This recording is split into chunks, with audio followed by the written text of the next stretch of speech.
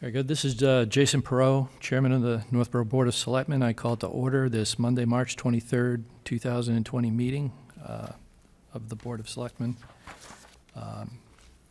This is being held at the library of Algonquin Regional High School.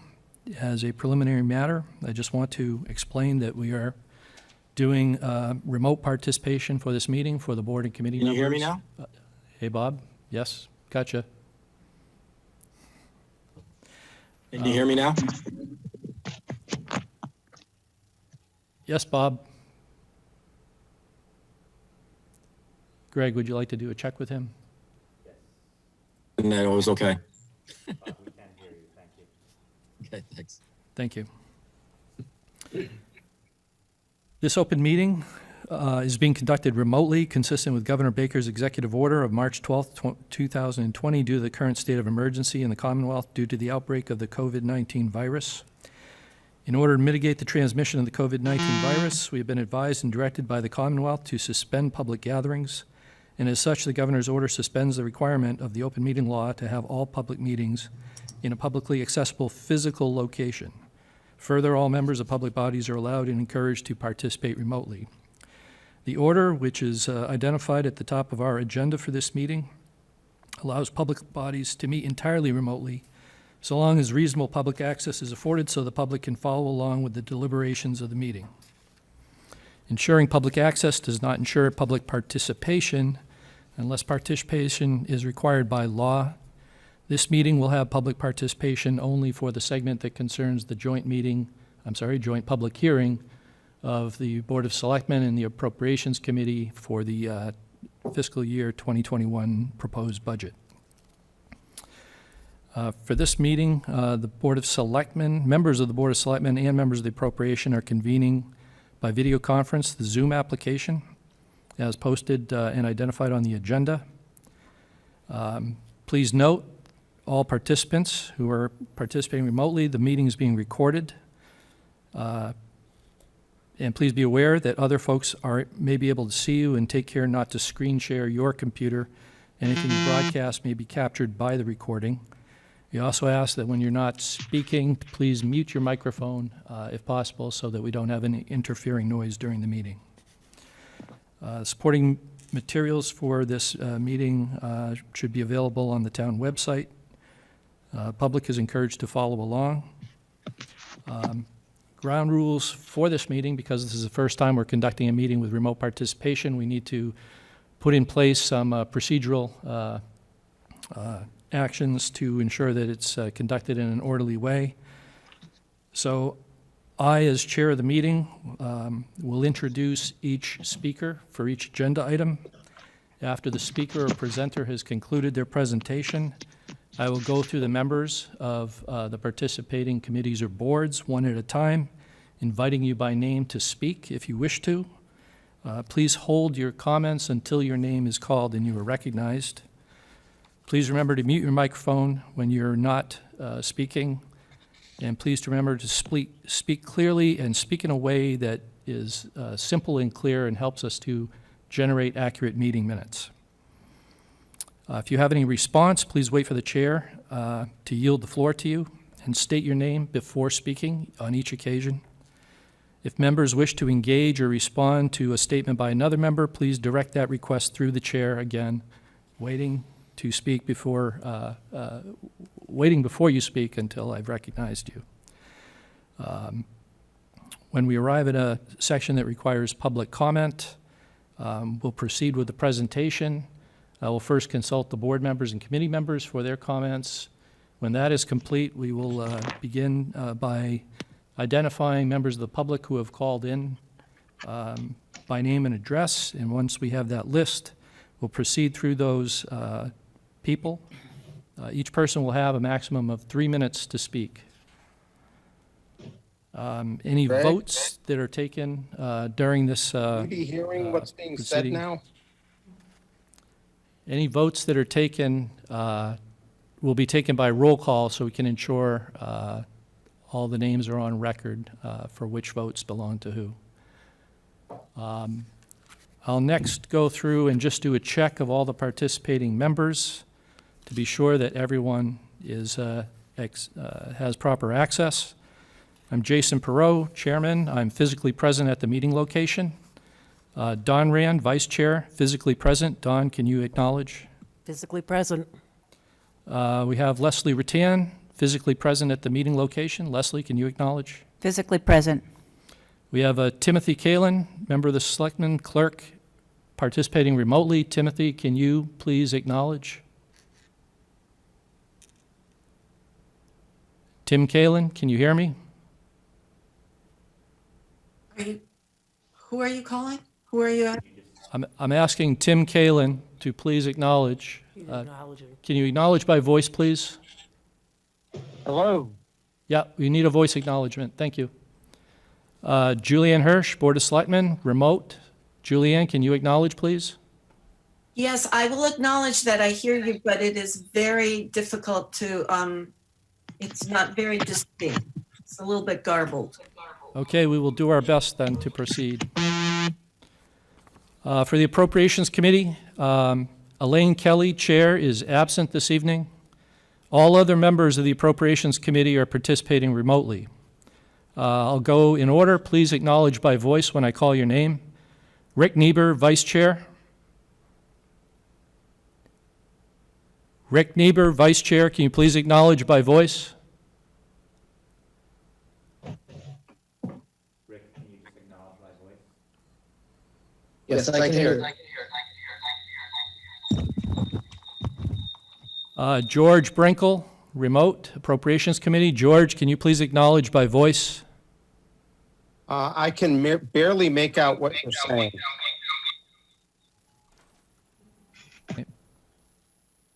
Bob D'Amico, Appropriations Committee. Can you please acknowledge by voice? Yes, I can. Present. Janice Height, Appropriations Committee. Can you please acknowledge by voice? It's somewhat garbled, but I can hear you.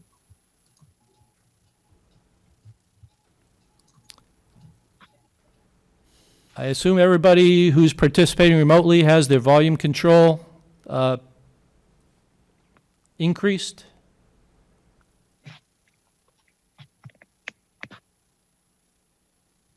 Is this an improvement, Janice?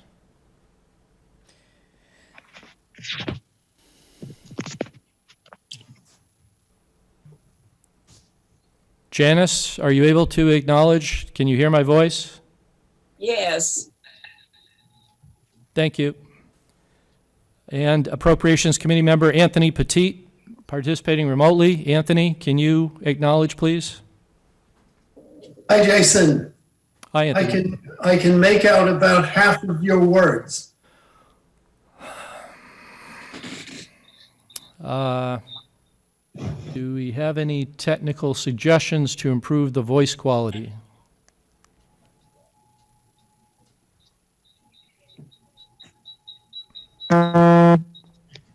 Is there a way to move the speaker closer to Jason? I'm thinking of moving the speaker closer to you. The microphone?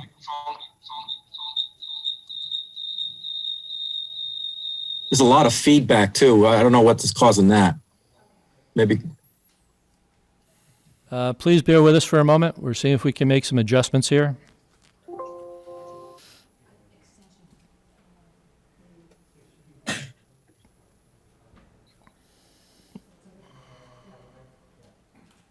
going to move the Bose closer to your computer.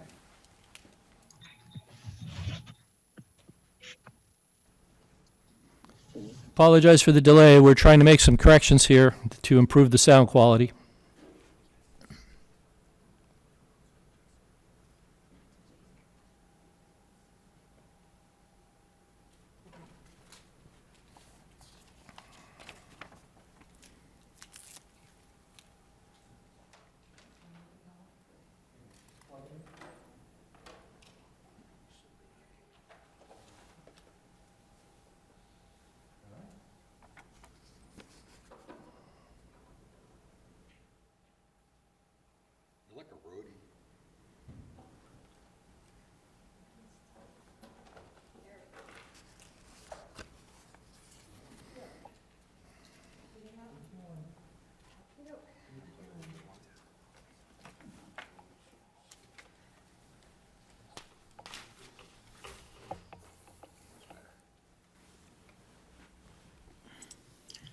Like Greg, I could hear you perfectly, but it's tough to hear Jason in the board. So your speaker's in a good spot.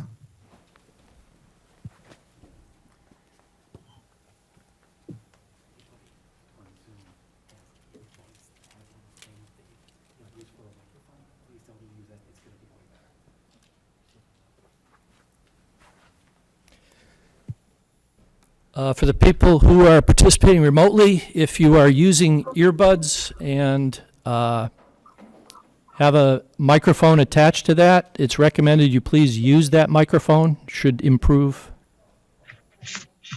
the behavior we're seeing here.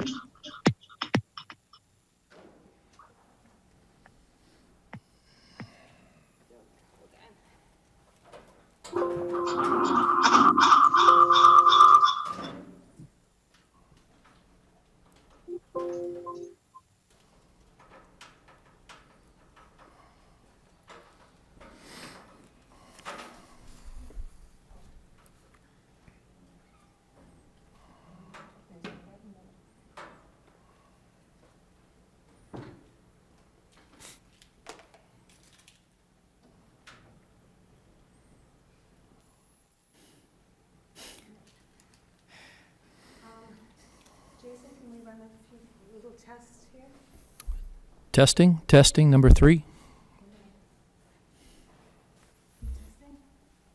Testing, number 3. Testing, number 3. Also, can they hear us? That's what we're trying. Testing, number 3. Testing, number 3. Testing, number 3.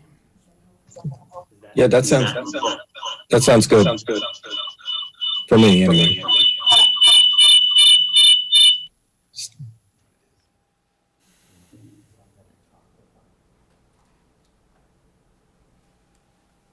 Try again.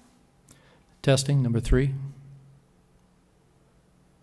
Testing, number 3. And test us also. Dawn? Testing. Testing. All right, they can all hear better? Oh, you can hear us. Jason, Yes. ask them if they can hear you. So members who are participating remotely, I'll go in order. When I call your name, indicate whether you are able to hear okay. Tim Kalin? Tim, are you able to hear okay? Tim, please acknowledge. Are you able to hear us okay?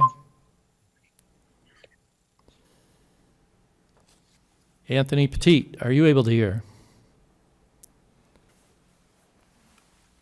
Tony Petit, are you able to hear us? Please acknowledge by voice.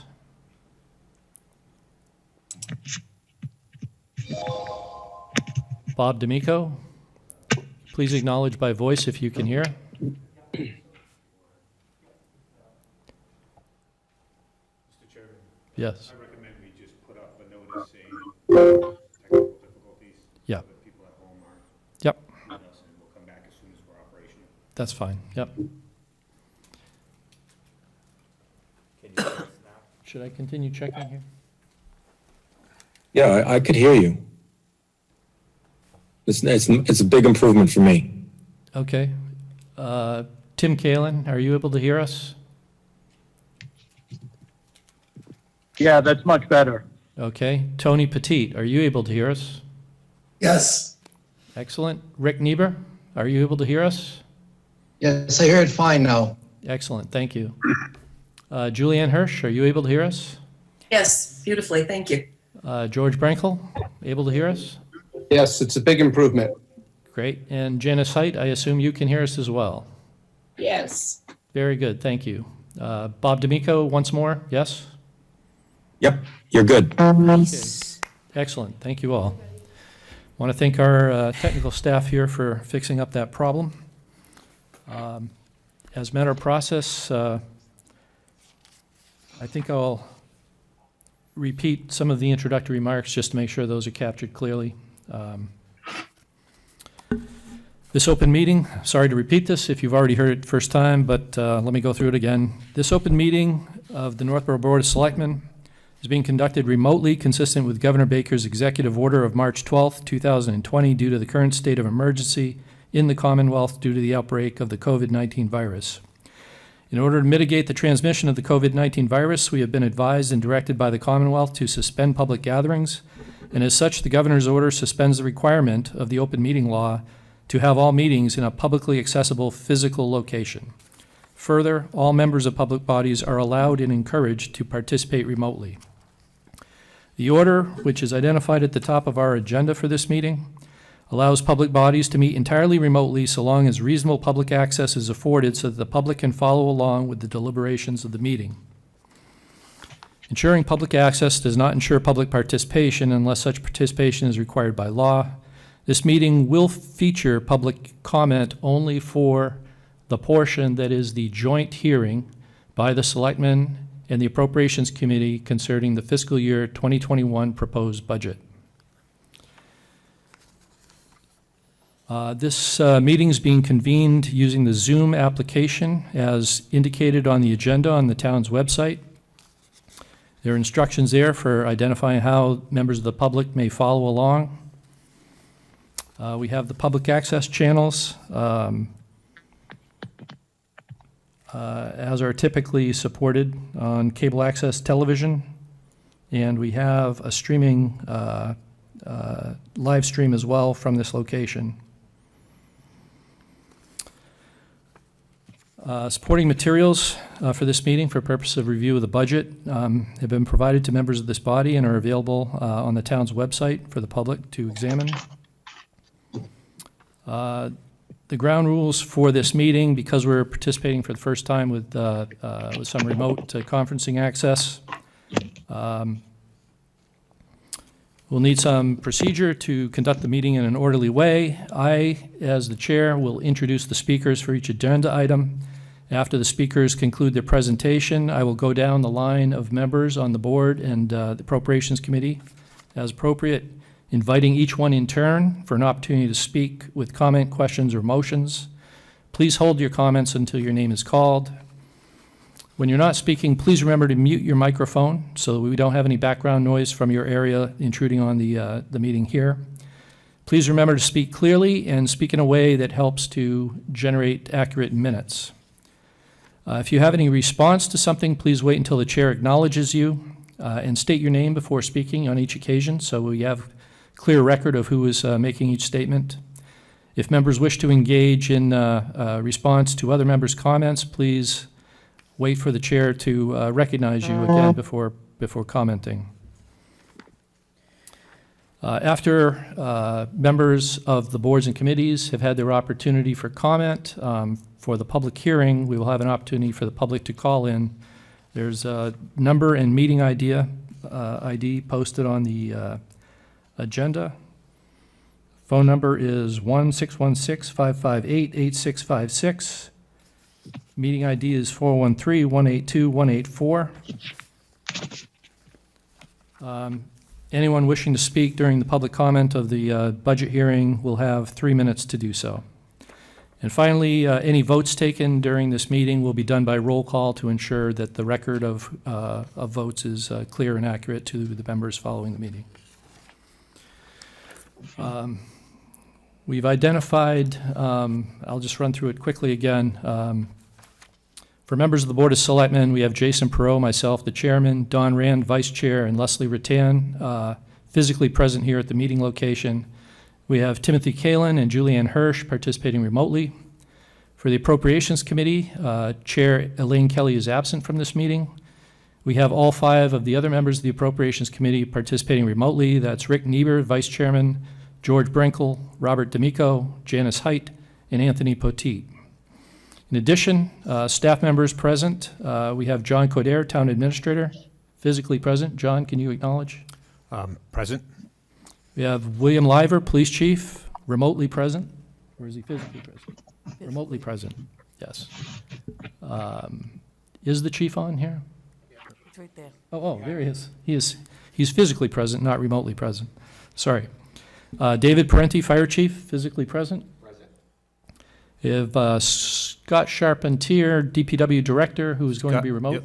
Scott is not here. Jason Little, the finance director, is here. Jason Little, finance director, is here physically at the meeting. And we have Greg Martineau, school superintendent, physically present. In addition, we have Kathy Dalglish, Cable Access Director, physically present, and Dana Volk, Cable Studio Assistant, physically present. They are managing our technical expertise here this evening to present this meeting. With that, we'll proceed with the business of the meeting. First item is approval of minutes of March 9th, 2020 regular meeting. Do I have a motion, Ms. Rattan? Yes, Mr. Chair, I move that we approve the meeting minutes of March 9th, 2020. Thank you. Ms. Hirsch, would you care to second that motion? I second the motion to approve the minutes. Motion is approved and seconded. Any discussion? And hearing none, all in favor? This is a voice vote. Ms. Hirsch? Aye. Mr. Kalin? Aye. Ms. Rattan? Aye. Ms. Rand? I'll abstain. Ms. Rand's abstaining, not present at that meeting. I am an aye, so it carries 4 in favor with 1 abstention. Next item on the agenda is the joint public hearing with Board of Selectmen and the Appropriations Committee for the fiscal year 2021 proposed budget. As I indicated, we will first hear the presentation by Town Administrator John Codere. We'll follow that with a sequence through the boards and committees for their comments, and then move to public comment for anyone from the member of the public who wishes to offer some input.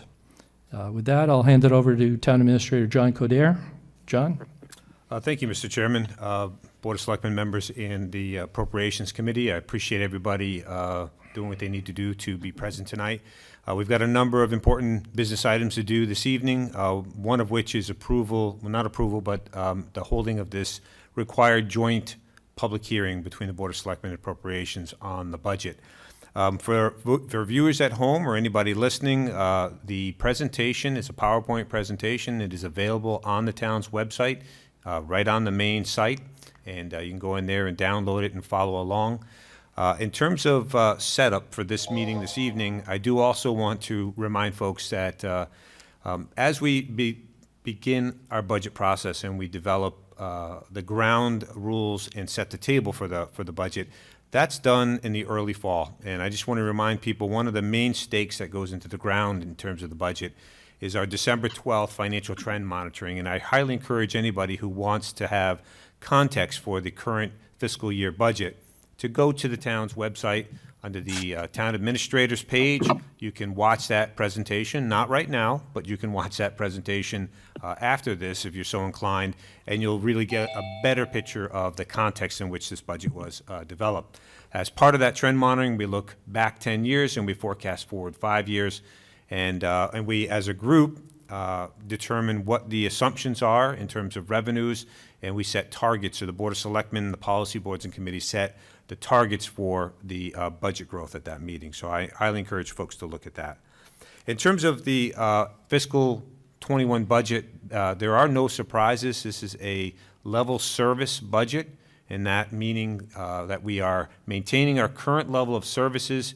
There are some minor changes, but there are no significant initiatives or sweeping amendments to the current level of services that are enjoyed by the community.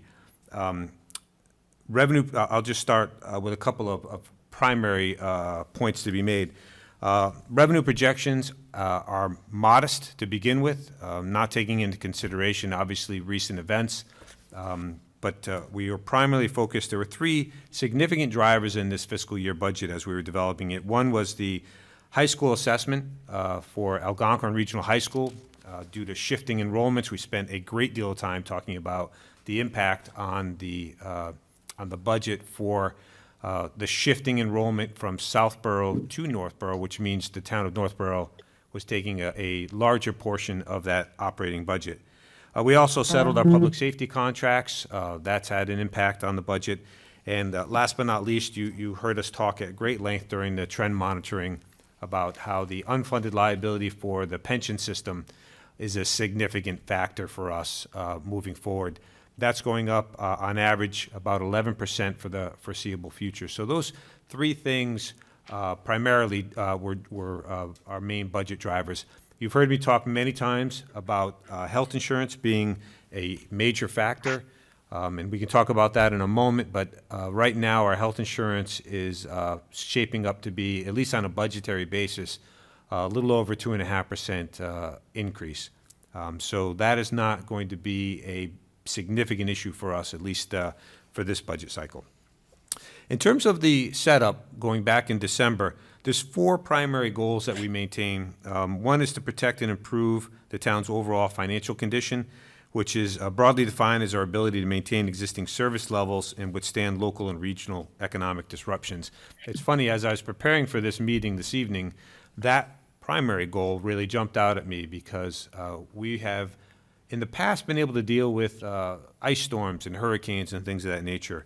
The events of recent are going to be a significant, hopefully short-term impact. And one of the things that we talk about in our trend monitoring is the need to have financial reserves to weather some temporary situations or disruptions to our normal fiscal year.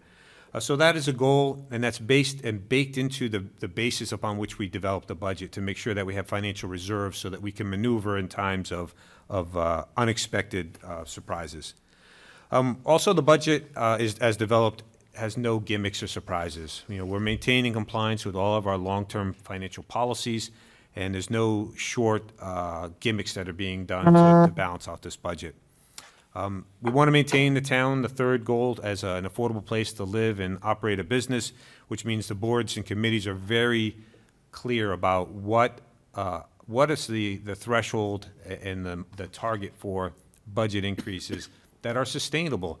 Sustainable for the level of services that the residents are looking for, but also sustainable for the residents who are paying the taxes to support those services. And last but not least, we want to protect our long-run solvency. So as we talk about in our budgets, we don't just focus on what's happening in the current fiscal year, the next 12 months. We're looking at the impacts of the decisions that we make today regarding the next 5 years and out 10 and 20 years. So that's all the context in which this budget, like all of our budgets, are developed. So in terms of fiscal 21, we have 4 main revenue sources. We have local taxes, local receipts, state aid, and other available funds. Taxes are projected to increase 4.75%, and we're assuming on the front end this year a little bit higher level of new growth. We're assuming we're going to see capture about $45 million in new growth. Now, that's a level that we typically don't see. We would normally estimate about $30 million, but based on current permits, we are seeing the next spurt of economic development in the town, and we expect to capture that over the next 2 to 3 years. Local receipts are level funded at $4.47 million, and state aid, we spent a lot of time in December talking about what's happening with state aid, and I'm gonna comment to the extent that we have been tracking state aid through trend analysis, and one of the major impacts on our budget, as is impacting a number of our neighbors, is state aid as a percentage of the budget has continued to decline. In 2003, it was over 13%. The budget that we're presenting tonight, fiscal 21, state aid makes up 8% of our operating revenues. And so as it declines over the years as a percentage of the budget, the balance tends to be made up with local taxes. That's just the nature. We have had some success with some local receipts, hotel and meals in the past, but by and large, the balance of our revenues tends to be about 80% local taxes. It's historically been about 10%, now 8% in state aid, and then we see another 5% in motor vehicle excise, and then the rest is miscellaneous. So taxes and state aid are the 2 primary sources of aid for us. I will say under available funds, we are going to use $500,000 in free cash, and that is our target under our policy, which is approximately 1% of the operating budget. We limit the amount of one-time revenues in our operating budget because it keeps us from being subject to a structural deficit and exposing us to potentially some problems moving forward. I'm going to cut to the key budgets this year, the ones that we spend the most time talking about. These are the big pieces that make the overall budget of the town. So the Northborough K-8 schools are proposed to increase 3.15%. That's about a $785,000 increase for them. General government, so the non-school departments, are scheduled to increase at 3.5%. That's about a $783,000 increase. Within the town side of the budget is the health insurance for all K-8 employees, as well as liability insurance. So the 3.5% increase on our operating budget, as you've heard me say many times, is really the minimum amount for us to be able to sustain our services. So, Assabet Valley Regional High School, that assessment is going up about 20%, and that's nothing unique that's going on at that school. It is simply that we have more students. We're going from 45 to 53 students. You pay based on the number of students that you have, so that's why that assessment is increasing. So overall, including the debt service, that budget's going up about $166,000. And again, as I said regarding the high school budget, the superintendent and the administration for Assabet isn't doing anything unique. Their overall budget is up about 4%, but our assessment is disproportionately higher because it's based on the number of students. The last key budget we spent, again, a great deal of time talking about was the assessment for the high school. And right now, the high school operating assessment is scheduled to go up 4.36%, or about $533,000. We have been experiencing, started last year, and based on forecasts, it's going to continue, but there are less students from Southborough attending the high school and more students from Northborough attending the high school. That's a simple piece of the pie. As we send more students, we're going to be required to pick up a marginally larger piece of that operating budget. We work very closely with the superintendent and the school administration, beginning back in the fall as we saw these trends coming. And I just want to say I couldn't be happier with the cooperation and the collaboration between the town administration, the Board of Selectmen, the Appropriations Committee, and the superintendent and the school committee. I think everybody recognizes that there's really no decision made by the superintendent in terms of the level of services or anything radical being done with the budget. It's simply a shift based on the number of students. However, the superintendent and the school committee have made a couple of decisions. One was to limit the high school budget increase to about 3.5%. I'm sorry, 3.15. Greg, you want to throw me a bone on this one? The high school? 3.3. 3.3, I apologize. A lot of budgets and a lot of numbers.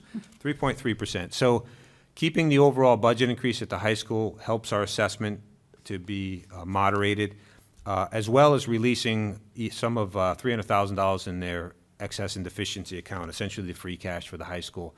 So our assessment back in December for the high school, we were projecting to be somewhere in the 7 to 9% range. And overall, that assessment is going to be 4.36%. So that's had a huge impact on reducing the projected tax impact from back in December. So that's sort of the global picture of the key budgets and where things are. I'm going to spend just a couple of minutes talking about the general government side of things. There's not much happening. As I said, it's a level service budget, but there are a couple of things that I would draw your attention to. The first of which is that we've settled our collective bargaining agreements for a 2% cost of living increase for fiscal '21. Our police budget is up. I think it's up $150,000, and $140,000 of that is pertaining to the collective bargaining agreement. And of that, $55,000 is due to a modification to the educational incentives for the police. We've had a long-standing issue that we solved in this last budget, and that is we had 3 police officers with degrees that were unable to take advantage of the educational incentive program formerly known as the Quinn Bill. We've rectified that. They've taken additional classes, and so that has caused an increase in that particular line. Now we have equity throughout our police department. We continue to deal with stormwater management. These are mandated compliance programs, state and federal level. There's a $40,000 increase, which is a big chunk of the increase in the DPW for that compliance. That's not something that we have a choice about.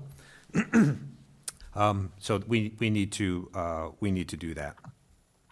There is one switch personnel-wise, and that is the DPW director requested that we take the resources that were budgeted for the assistant DPW director and reallocate them to a heavy equipment operator. He's asked for more staff at the front line, and he's been actually doing a fantastic job on the administrative side of getting everything done.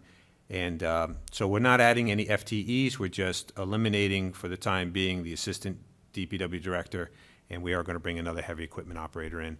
You know, we've taken on more buildings. We have White Cliffs, we have the town common, we have the stormwater management requirements to sweep the roads more times a year, to clean the catch basins, to do all sorts of mandated things, and he needs more staff at the front line. And so that's what we've done. Again, that doesn't add a full-time equivalent, an FTE. The other thing is we've added the second half of the facilities manager. I spent a lot of time in the last budget cycle talking about the need as we take on additional facilities. And it's one of the big significant needs on the non-school side is to deal with the facilities and get additional help with capital planning, which actually will help the school department, the K-8 buildings, having a facilities manager here to help oversee large projects like roof projects and boiler replacements.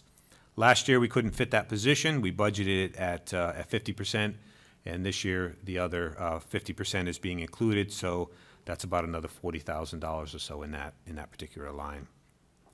The only other thing I want to touch on is, given the events of late, our rec department is historically been 100% self-sufficient through program fees, and that's been the case for the better part of the last 10 years. So given they had to cancel all their spring programs, and we're not clear on exactly when that situation is going to change, we have decided that we are only transferring half the money that we normally would to support that department. So in the order of about $70,000, we need to make sure that we are subsidizing. I want to say subsidizing, but really, most towns pay for 100% of their rec department out of the general fund, and they offset some of their expenses with fees. Our rec department has a phenomenal programming schedule, and they've been self-sufficient. They pay for not just the programs themselves and the folks that facilitate the programs, but the director, the assistant director, the health insurance costs, all of that's been paid for out of fees. So as we kind of dial that back on a temporary basis, we've had to find some capacity within the budget to not count on those transfers in for fiscal 29. We do have a little bit of good news. Our solid waste budget is based on the new contract. We're able to reduce the subsidy by $80,000. So, and we're going to be able to maintain, so we'll be able to maintain the budget, the general fund subsidy, and the bag fees. Essentially what I'm saying is that program as conceived of, where you buy the bag fees and that pays for the disposal and the hauling costs, that program now should be set for the next 3 years. So we hopefully, less barring anything else happening, and again, this was, as you recall, a reaction to China deciding to get out of the entire recycling industry. So that has been a good news. Again, we were able to negotiate a good contract there, and we're in good shape. And the last one I'll touch on is the health insurance. So again, that budget is 2.56%. I want to make the point that within this budget, as I stated earlier, we're not sacrificing our long-term view, so our long-term obligations. So we are continuing to make appropriations to fund our other post-employment benefits at the current set level of $550,000. And we also are continuing, based on the financial plan before you, to invest in our infrastructure, in our equipment through the capital plan, but specifically hitting that $1.1 million target to maintain our roads. And we spent a lot of time talking about this at the financial trend monitoring. And I'd also hope that the legislature was talking about the potential of increasing Chapter 90. I don't know if that's going to happen at this point. But just in terms of the big picture on the budget, we are continuing to take care of our current needs. We're maintaining our services on the general government side as well as the schools. We are doing it in a way that complies with all of our financial policies, so we're not playing any one-time gimmicks or moving money around or changing how we account for things. And we are still making investments in our infrastructure and our roadways. So at this point in time, the budget as presented is balanced. The other piece of good news, and it's all relative, I guess, is when we met back in December and we looked at our trends and then we forecasted forward 5 years, particularly as we looked at the high school assessment, we were forecasting on average for an average single-family home about a $390 tax impact. And one of the reasons we do that is when we get everybody together, and by the way, that meeting, of course, had the Board of Selectmen, the Appropriations Committee, the Financial Planning Committee, and the K-8 School Committee all at the table. And we all looked at the same information at the same time. And we realized that that was going to be a significant tax impact. And so since December, working with the school department and the superintendent, as I said, the budgets have been reduced and the E&D account funds released. And so at this point in time, for an average single-family home valued at $470,979, we're looking at a tax impact of about $323, so significantly less than originally forecast. So at this point in time, I'm happy to say the budget as presented is currently, it's balanced. It's in the confines of Prop 2.5. We are using about $134,000 of excess levy capacity to balance things out, particularly to manage the larger increase in our high school assessment this year due to the shifting enrollments. We're addressing our long-term solvency. We're taking care of our capital and our equipment. And so it is a solid budget at this point in time. I do realize, and I'm aware, as you all are, of the events that are going on around us. At this point in time, I'm not aware of any town that is making any radical changes in their budgets. We are going to, or at least I'm recommending, that we sit tight. Again, this is a level service budget. If you wanted to reduce anything, we'd be talking about reducing staff and services.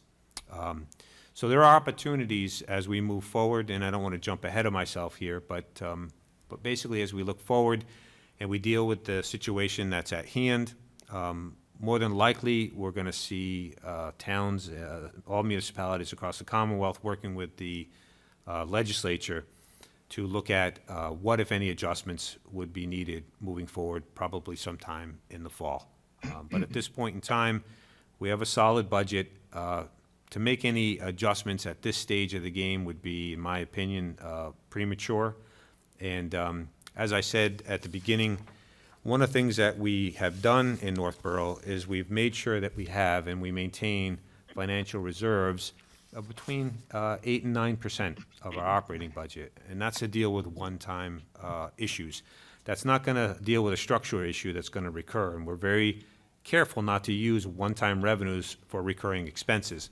But as we look forward, if we have an immediate need through an emergency, which on your agenda tonight we'll be talking about in a little bit more detail, we have the ability to use reserves while we make adjustments and deal with the landscape as it changes. But as I sit here tonight, the budget that's recommended from the superintendent and from myself is what's before you. And I'm happy to take any questions from the board or the committee through the chair.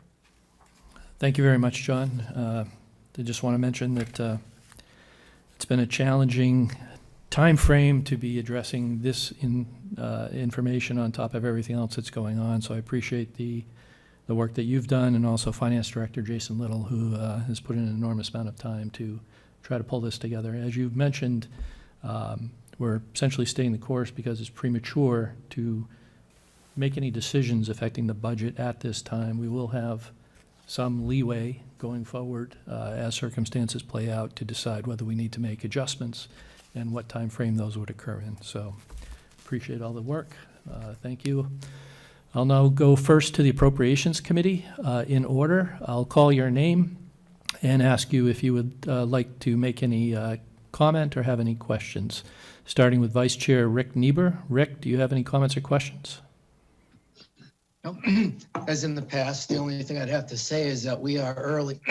We haven't finished our review cycle. We have met with the major departments so far, and we found it, at least personally, I found it very encouraging, and I've been very pleased with what we have heard from the departments, and especially with John and John's performance through the years. But like I said, since this is early in the cycle and we haven't finished the reviewing all the departments yet, we haven't been able to vote on any of these warrant articles or discuss them as yet. So at this point, there's not much I can say on that. We can't make any type of motion to accept them in any way, but I'll pass that on to my other members of the board if they'd like to speak further on this. Thank you, Rick. I'll go next to Janice Height. Janice, do you have any questions or comments you would like to make? I don't have any questions or comments at this point. I am concerned about the economic situation in the entire country, but I realize that it is somewhat premature to try and second guess it. So, no. Thank you, Janice. Anthony Petit, unmute your microphone, if you will, if you have any comments or questions. Thank you. I don't have anything to say other than what other people have said so far. I just want to congratulate John on doing such a great job on putting together the budget so far. Okay. Thank you, Tony. George Brinkle, Appropriations Committee. As Janice mentioned, concerned about what's going on in the country in general. I mean, just reading the paper today, Bank of America is projecting a 12% decrease in the economy. Goldman Sachs is projecting twice that, and JP Morgan says we're about to enter the worst recession since World War II. With all that going on, household budgets all through Northborough are going to be decreasing. And is this the best time to be increasing the assessment on houses? In other words, should we be doing something right now to plan to say, hey, can we tighten our budget a little bit just as everyone else is going to be tightening their budget, which is pretty obviously going to occur? Thank you, George. I'll ask John Coder, Town Administrator, to respond to that question. Yeah, so as I said, I think we all are looking at and trying to get a handle on where things are going to be heading. My suspicion is, and again, I hate to say this so early, but my suspicion is that we are going to be probably, like most communities, looking at some action in the fall as we start to get our hands around what are the implications of what's going on right now. We may even need to address this sooner, but for purposes of setting a budget and getting a stake in the ground, again, this is a level service budget. I'm not prepared to have discussions about what I would be cutting and reducing in terms of staff at this point in time, if that's where we are heading. But we have the opportunity to freeze budgets, to freeze line items, and then ultimately to look at what, if anything, we need to reduce. But again, I think I'm not aware of anybody that's making any towns that are making any drastic changes. Right now, we're in the middle of the issue that we're dealing with, and we need to get our hands around the edges of it and to decide and figure out where we're ultimately going to be. I don't think anybody thinks that things are going to be rosy. It's going to get tight.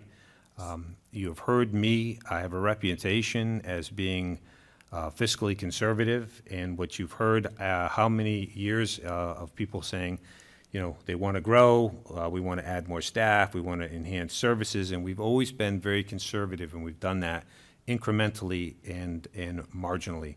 And so the budget that we have is it's a minimum to continue the services that we have. And to reduce anything out of it, again, do we forego the, facilities manager position. I mean, these are minor things. In terms of the order of magnitude of what we're going to be dealing with as we get through this crisis, essentially, we're going to have to monitor this, and we're going to have to take action in real time. And you hear me say that all the time when we look at our trends and we look at the information. One of the things I think that this body and the Appropriations Committee is excellent about is we don't bury our heads when faced with unpleasant information. We find some solutions. We are just in the beginning of this situation, and I don't think anybody has an answer for how bad it's going to get, how long it's going to go, and so it's going to take us a little bit of time to get through that. And when we get through and we start to see where things are going, then we can make informed decisions about what do we want to reduce in terms of services or actions that can be taken. And so we need to get a little bit further along. I still stand by, the budget in terms of as presented today, but I think we all acknowledge that as the situation changes and we continue to get more information and this develops, we'll need to come back and we're going to need to take action. But I couldn't tell you what that action is sitting here today, and I don't think anybody can. Thank you, John. I will just clarify, too, that we are holding this public hearing to take any input, hear the comments of the committees involved and everything, but there is no vote or recommendations being made by either of these bodies tonight. That would take place sometime leading into town meeting, which itself is perhaps in question as to when that's going to be scheduled. So Right. There's no formal action being taken here tonight. We're reviewing the budget as it's proposed and just hearing the input and concerns. So, thanks. To wrap up with the Appropriations Committee, Bob D'Amico, any questions or comments?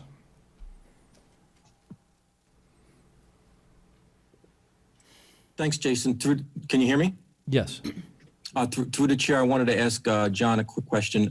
As far as everything that you said is pretty much as it is, except for, I guess, the Recreation Department, you're making some adjustments there to subsidize the Recreation Department. I was wondering what those numbers were and why. Is it the salary that we need to cover for the that's being subsidized? Yeah, so the rec department historically, and we're one of the few departments anywhere in the state where the department covers all of its expenses.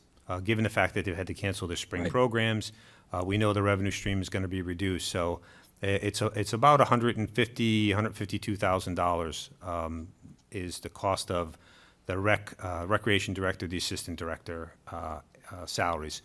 And so what I'm proposing is that we found capacity within the budget to what we did is the transfers coming in from the revolving fund fees for those programs is reduced by half, is really what it means. And so we're going to... That's what I was wondering where it was coming from. Yeah, so, well, it just comes out of the overall budget capacity of the 3.5% that we have to live within. And that's why, we were kind of scrambling to try to, fit everything at this point. But again, we're going to have to see how this ultimately plays out. Okay. Thank you, John. And as far as the schools are concerned, was there any last-minute adjustments since we last saw you on Saturday because of this COVID-19 incident?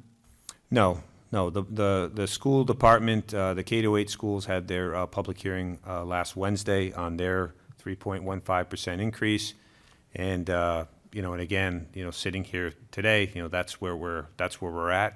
I think again, we're going to have to be dealing with this in real time and making informed decisions based on, as the governor likes to say, the facts on the ground. And so as we get more information and we get through, we've got to deal with the immediate emergency and the situation at hand, and then we'll deal with the long-term repercussions of it. And again, anybody trying to figure out what are we going to cut or reduce at this stage of the game is premature. I will say this, you look at the town hall and the town departments, and I'm jealous of some other communities where, you know, you see them splitting their staff in half and going to shifts and doing all sorts of things. Well, most of my departments are a department head and an admin. You know, the finance director's here, it's him and the assistant town accountant. I have a town clerk and an assistant town accountant. You know, I have a board of health agent and an admin. I have a building inspector and an admin. You know, so, you know, those are the core functions that we have to do. There's not a lot of discretionary spending. You have basically the library, the senior center, and family youth services. And family youth services is one person and a part-time admin. So, you know, we don't run a very large ship. And you've heard me say, oftentimes it's caused us some difficulties over the years when we lose a department head because there's no depth to the bench. So now, is that to say there's nothing that we could stop doing? No, we do a lot of, I can tell you right now what a lot of communities are gonna wind up doing, at least in the short run. They're gonna stop taking care of their long-run liabilities. They're gonna stop buying equipment. They're gonna stop buying, they're gonna stop investing in their infrastructure. Those are things that you can do in a cycle, if you had to. But in terms of long-term sustainability, you know you need to do all of those things and come up with a budget that is, you know, structurally sound. So we're gonna need to see where things are on the other side of this. And again, right now we're focused on trying to get through the tasks immediately before us over the next month or two. And then we're gonna see where we're going as we have a little bit more information and the facts get a little bit clearer for us. But I don't think anybody's sitting here thinking that what's going on today is going to have, you know, repercussions for us. That's why, as an organization, we always convene at least once a year, if not more, to make sure and do a reality check of all the people that are on the board, policy boards and committees, and all the critical staff. Of do we all see and agree? Because at some point, when we start to map out what the long run implications are, then we're going to have to start making some difficult decisions about what are we going to do. So, and again, this isn't unique to Northborough. Thank you, John. Every municipality is in this situation right now, and again, to my knowledge, nobody's making any radical changes because you don't have all the information to know where you're going. We have the ability. I understand what you're saying. I just was wondering if any last second thing happened that changed something dramatically. So no, I appreciate your input. Oh, no. Thanks. And again, I'm going, obviously, Bob, I'm expanding beyond your question because I'm trying to address what everybody is thinking about, which is, you know, where are we going to go? What's going to happen? Well, we don't know exactly where we're going to go or exactly what's going to happen. The key is that we start setting points where we're going to come back and revisit these things. And as it stands right now, you know, is town meeting going to happen on the 27th? No official decision's been made, but it's not likely that that's going to occur. So when are we going to be back to the table? When are we going to have town meeting?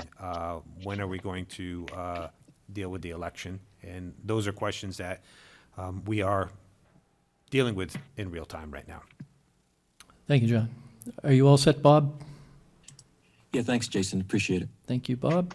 I'll now go through the Board of Selectmen. I'll begin with our remote participants. Ms. Hirsch? Hi.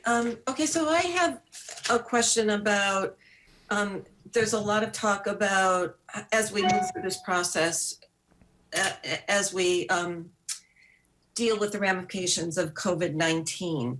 And at what point would we decide to take another look at the budget as it's presented and the expenses that we're going to be looking at on the warrant?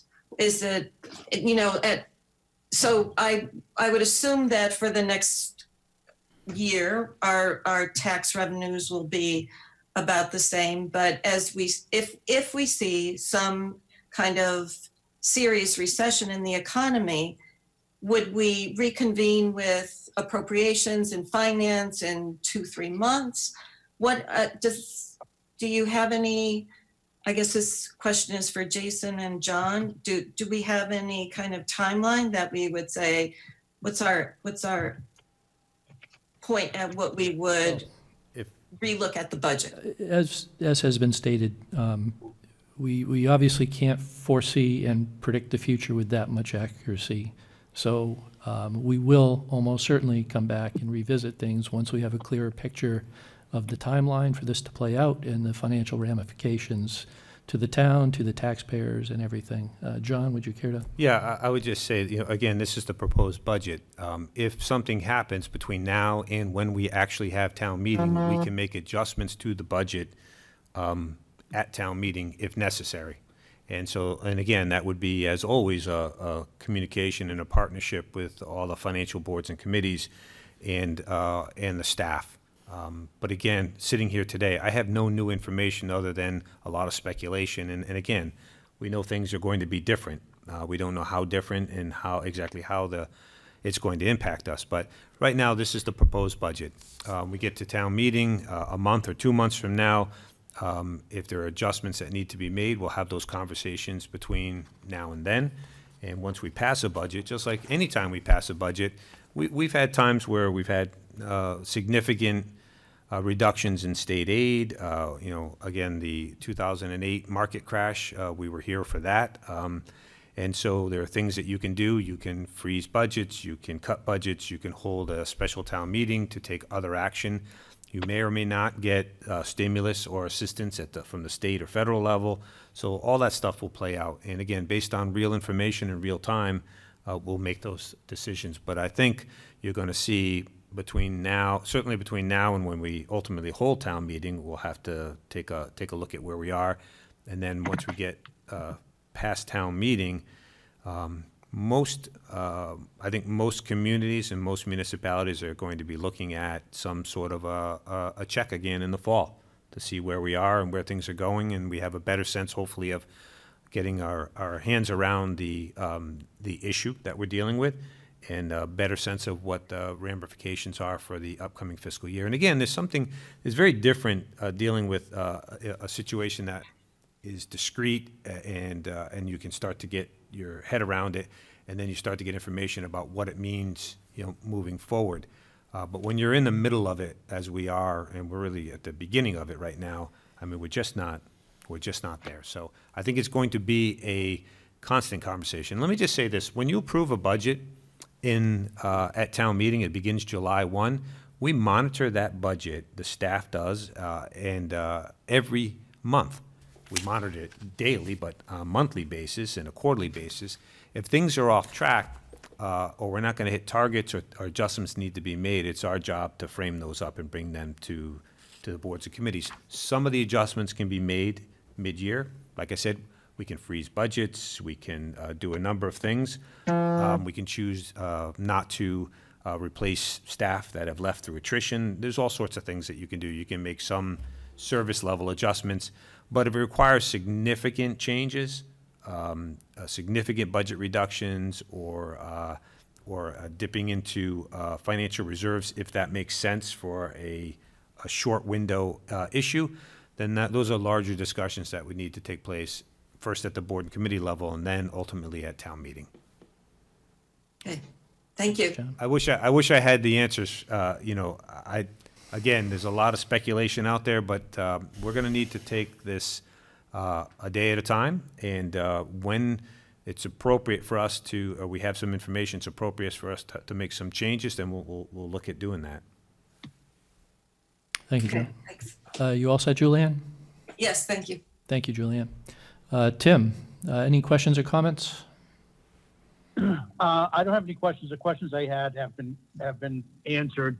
The only comment I have is just to summarize what I'm hearing is the budget that we're presenting today is just based off the information we have today.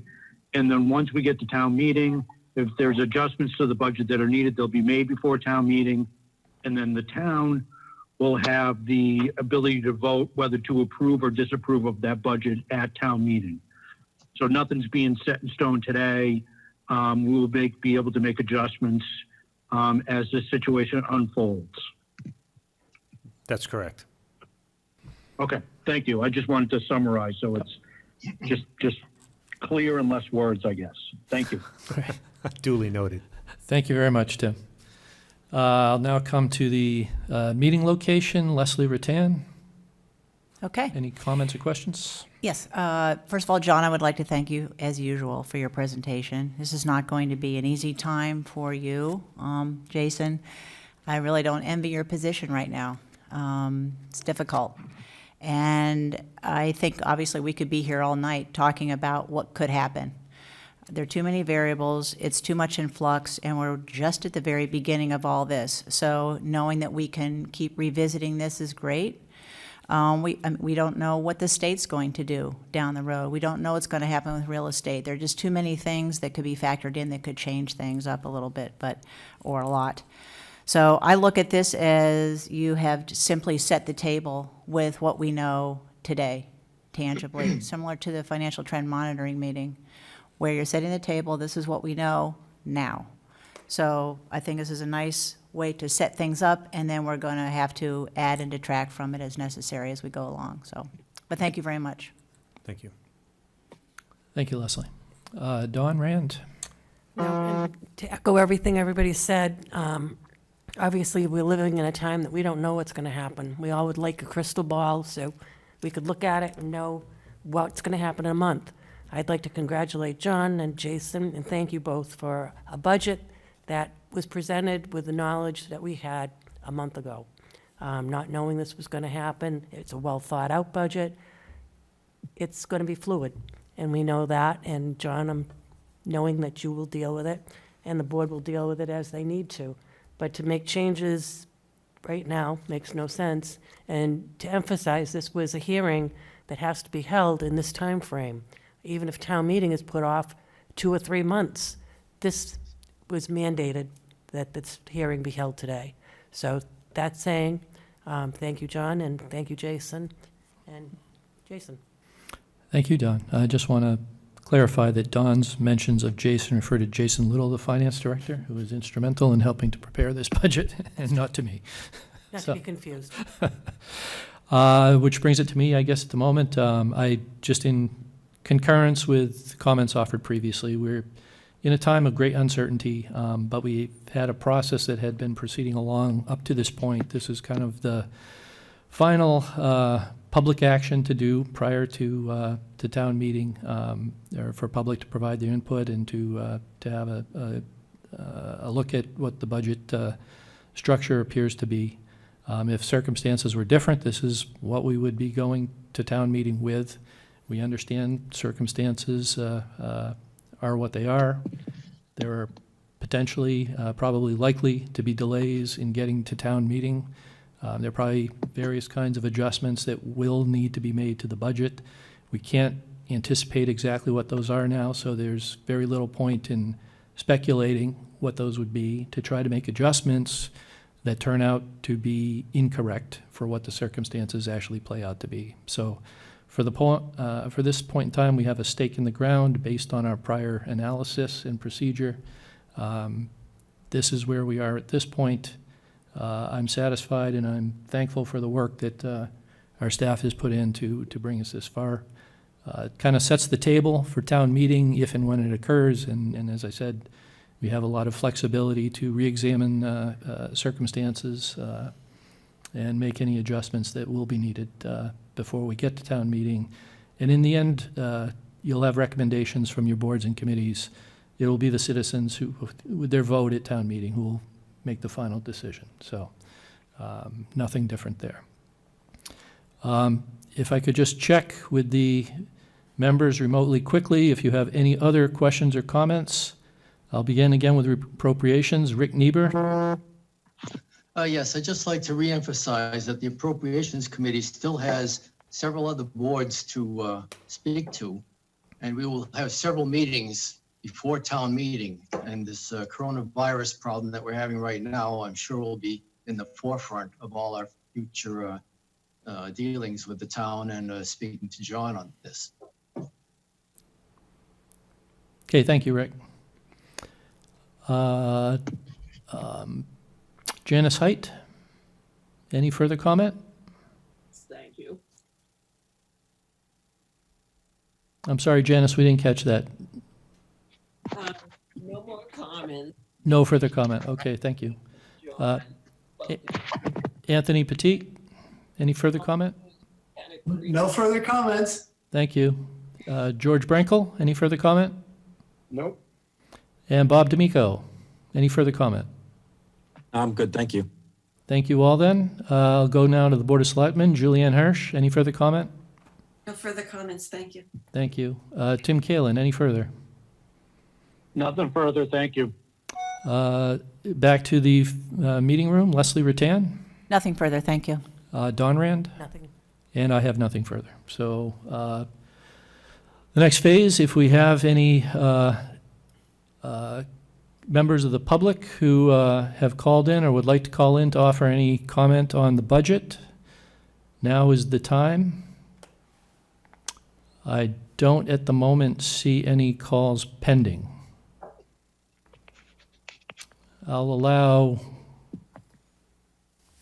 1 minute, I guess, to see if anyone is poised to dial the phone and give us their input.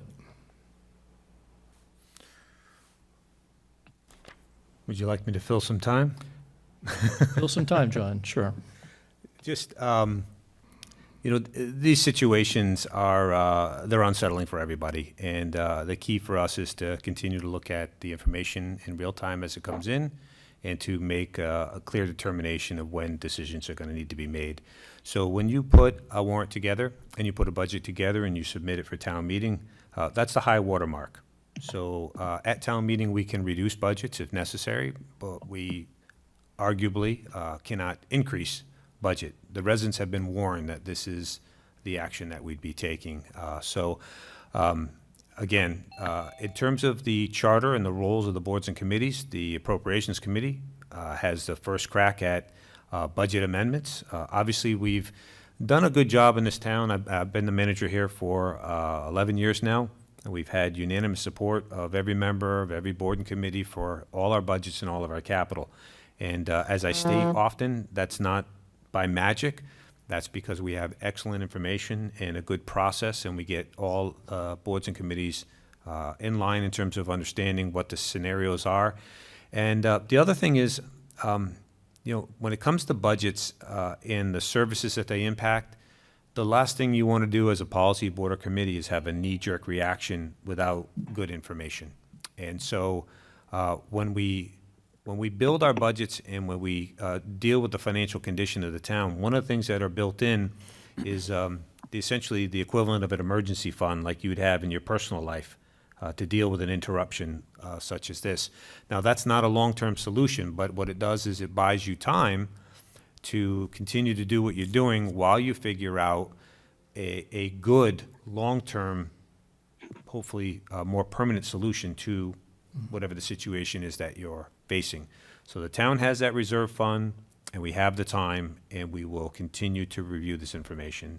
And like I said, I'm not going to have the answers for you all tonight. Not going to have them all leading up to town meeting, and we might not have all the answers at town meeting. But we need to say what we know and what we don't know. And to the point of many board and committee members tonight, look out to, well, at what point are we going to come back and revisit this stuff? And so that is the process. All right, thank you very much, John. I believe we have a caller. Are we ready to go? Very good. Caller, could you please state your name and address? This is Lisa Maselli at 13 Maple Street. Thank you. Can you hear me? Each caller, yes, we can hear you. Each caller will have 3 minutes. You're free to proceed. I will indicate when 2.5 minutes have elapsed if that far has elapsed. Okay, thank you very much. I have a couple of questions on how the financial trends can apply to this pandemic and how it will affect the citizens' ability to pay their taxes. We will not know what's going to happen in the 2021 budget without taking into consideration what we've already seen happen with people losing their jobs, businesses closing, just a fallout of income ability.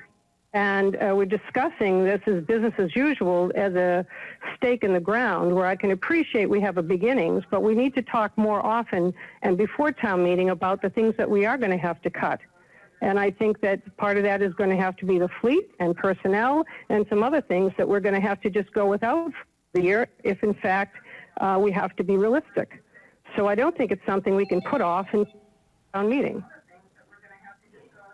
Okay, do you have any other comments to offer? Is that it? That's it. Thank you. Okay, thank you very much. Appreciate it. We welcome all input. Is there another caller?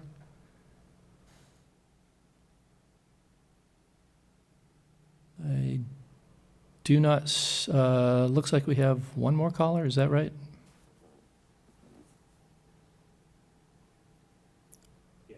Yes. Go ahead, if you would, Greg, and enable that one. Is that good to go? It should be.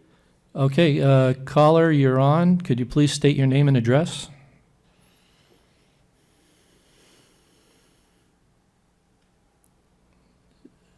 Sorry, we're not hearing you.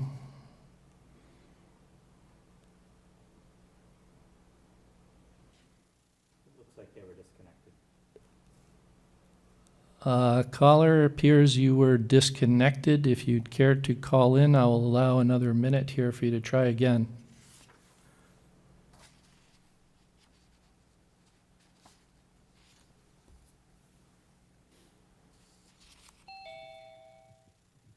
Hi, can you hear me? I can hear you now. Looks like we have two callers. I'm going to ask the caller with the 508 area code. Could you please state your name and address?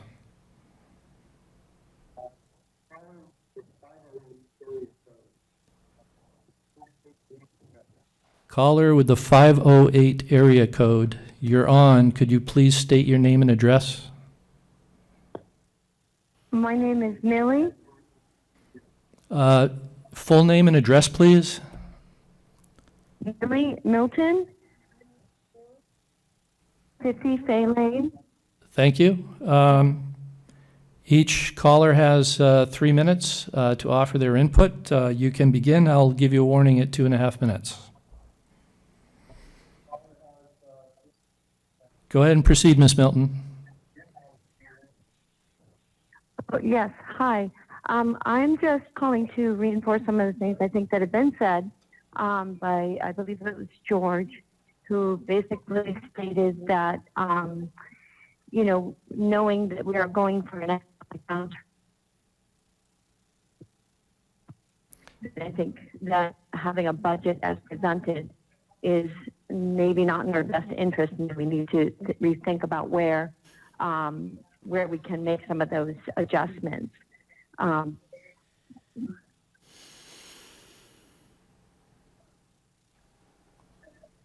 Is that the extent of your comments? I also do want to say that I think that the format of this meeting tonight, I'm not sure why it was mandated that it happens tonight, but I think a lot of the public that might have been wanting to comment would have some difficulty, as I did, trying to get through. Okay. Anything else to offer? That's going to be it. Okay. Thank you very much. Appreciate your input. Okay, thank you. We now have a caller with a 774 area code. Can you please state your name and address? I'm sorry, we're going to unmute you. Hold on for a moment. I think we heard from that caller already. Oh, that's the one that spoke previously? Can you hear me okay? It's Laura from Franklin Circle. Go ahead, please. Full name and address. Laura Zeiton from 17 Franklin Circle. Thank you. You have 3 minutes. I'll alert you at the 2.5 minute mark. I just wanted to take a quick minute and thank Superintendent Martineau for the really fabulous support he's had for us with school children through this crisis. My kids have been so thankful for the support from their teachers and from the superintendent and the school at large. So I just wanted to make sure that that was recorded. And, you know, with so many uncertainties with everything going on, I'm glad that you're acknowledging COVID-19 and the impact on all of us that this is having. Very good. Anything else you'd care to add? I love having the ability to connect with you virtually online, and I hope that this is something that'll continue after this crisis is passed. Okay. Anything else, or is that it? No, thank you guys. Thank you so much. Thank you very much. Appreciate your comments. Scanning the board. Do we have another call? I can't see the number clearly from here. I don't know if that's the same number. I think no more calls. No more calls. Okay. With that, if there's nothing else that the Appropriations Committee or the Board of Selectmen cares to add, I'll just have anyone speak up briefly to indicate their interest in speaking. Going once. Going Excuse me? twice. Can you hear me? Yes, is that you, Julianne?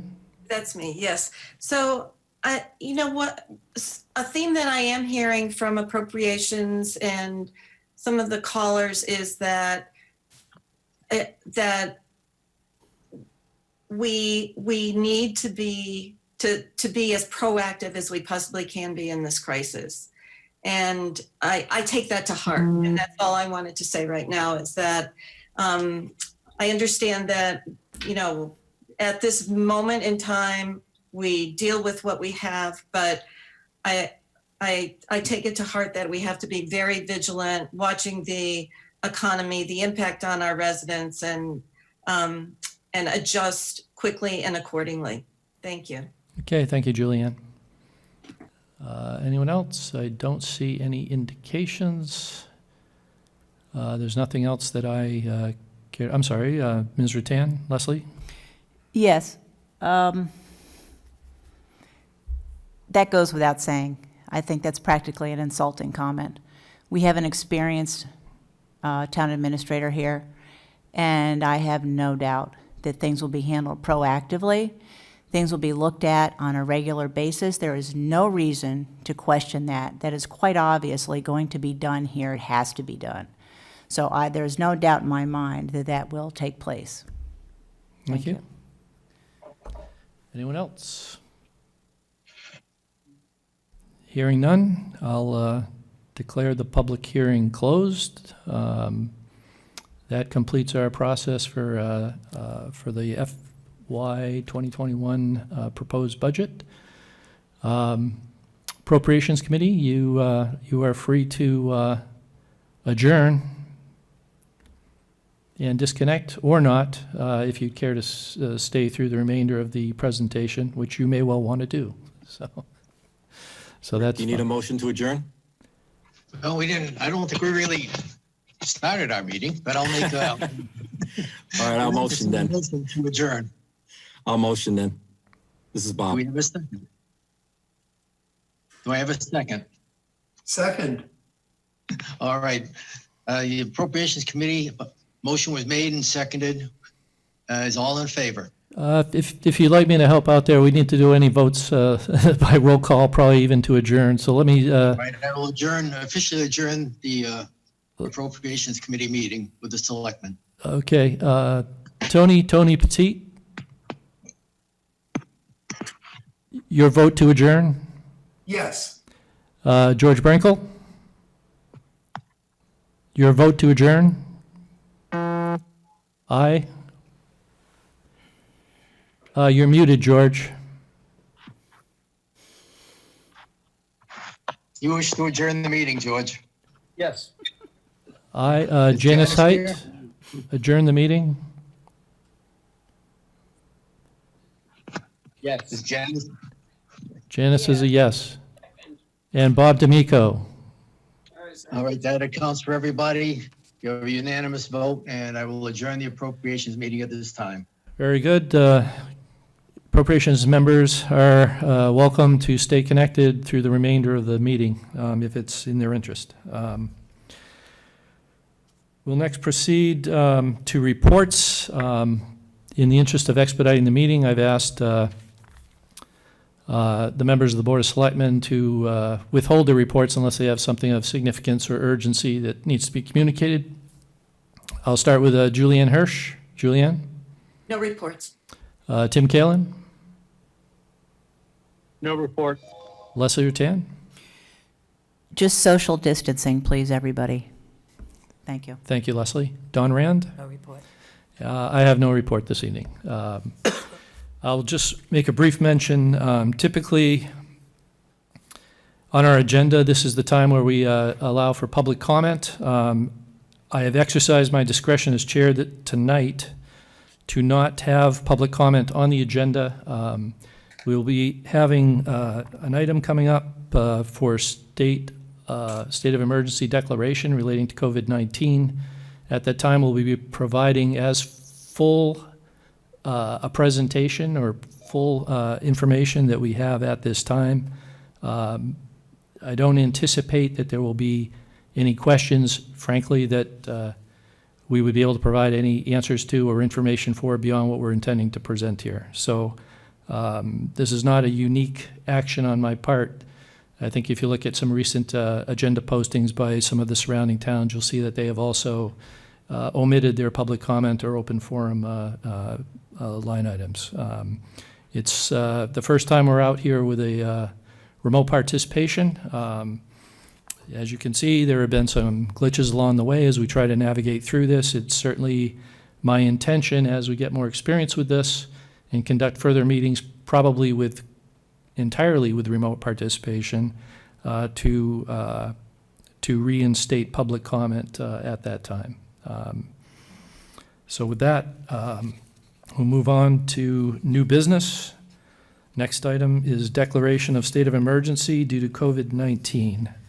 I'll ask Town Administrator John Coder to provide the presentation. Thank you, Mr. Chairman. So as you know, on March 10th, the governor declared a state of emergency due to the COVID-19 virus spreading. So a number of towns have declared a state of emergency, and technically, we don't have to. Most of the powers that we would be seeking by declaring a state of emergency are conferred upon us through the governor's declaration. But I think it's important for us to declare locally for a couple of reasons. One, there's the message to the community that this is a serious situation that we're in. And to Leslie's point, we need to take social distancing and all the other recommendations that are necessary to minimize the spread of COVID-19 seriously and implement them. Superintendent, as was commented, has done an excellent job with probably the most difficult population that we have to deal with. As the father of two teenagers, they're very hard to keep from socializing. So we want to make this statement publicly that people understand the serious nature of this. The other is that as we move forward, we're starting already to see some communications at the state and federal level about potential aid that might come into play. Declaration of emergency allows us or clears any potential hurdle for us to participate fully in any funding that becomes available at the state and federal level.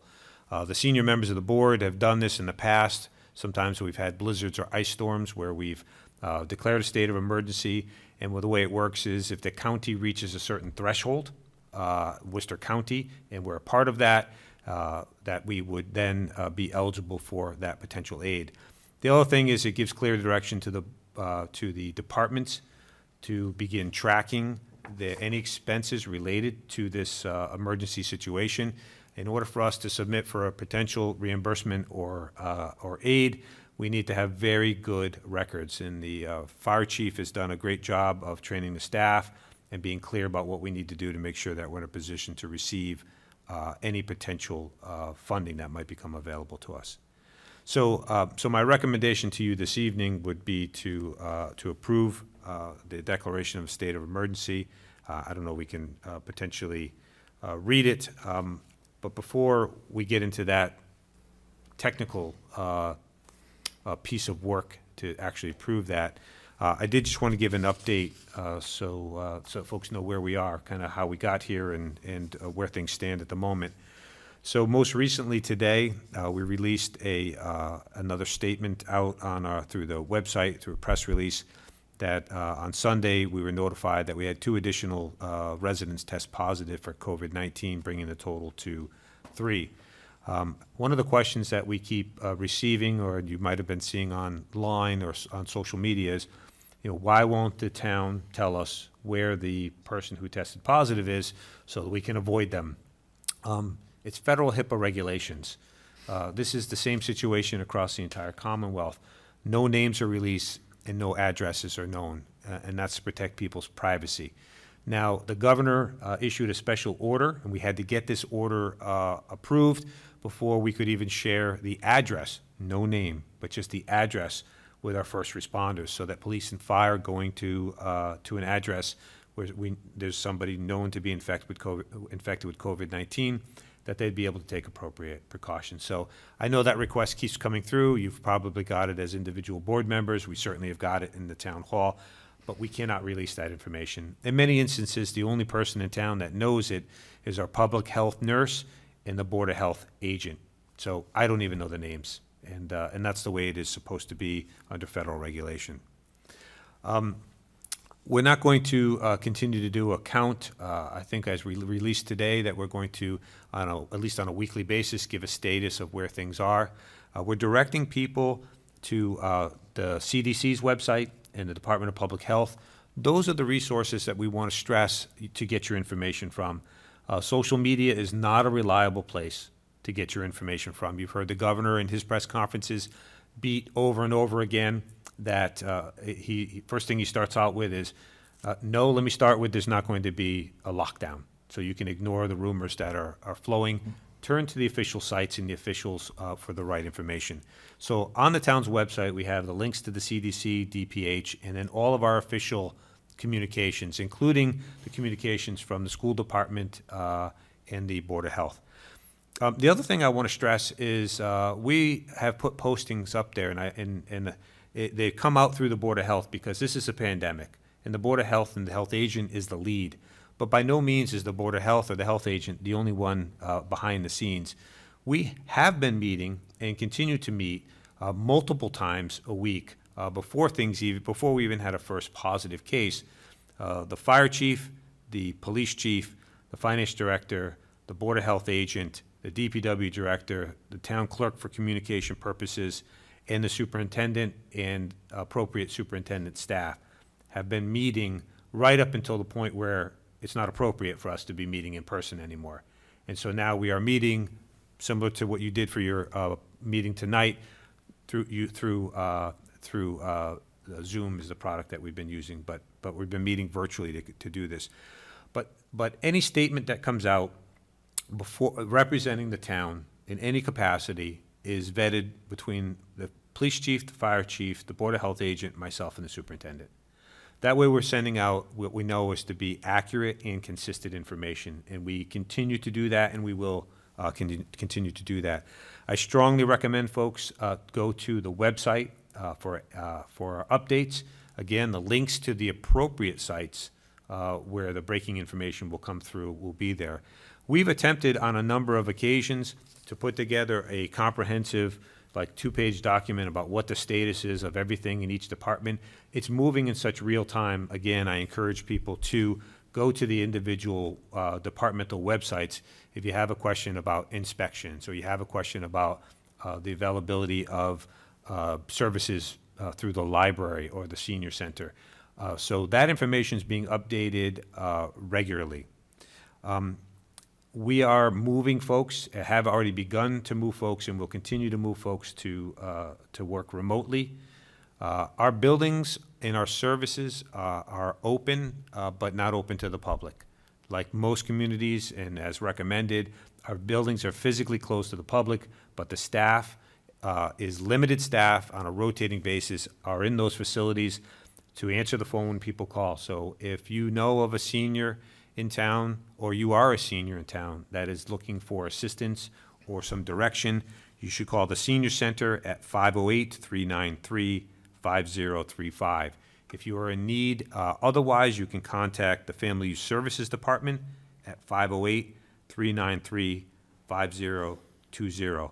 again, all the departments are open, all the phones are being staffed either in the office or remotely, and our job is to continue to respond to the questions of the public and to let them know where things go. They change with every press conference and every news cycle, things change. And so we are maneuvering accordingly. We are also working with the senior center staff to provide additional information through local access. But again, all of the seniors that they're aware of in need or who normally frequent the center, the staff is in touch with those folks. But again, if you are aware of somebody, or if you are in fact somebody who might need some assistance, I encourage you to call the departments. All the normal phone lines are open, and all the staff is answering those calls, and that we can give you the most up-to-date and current information. That information, as we have it, is being updated on the website.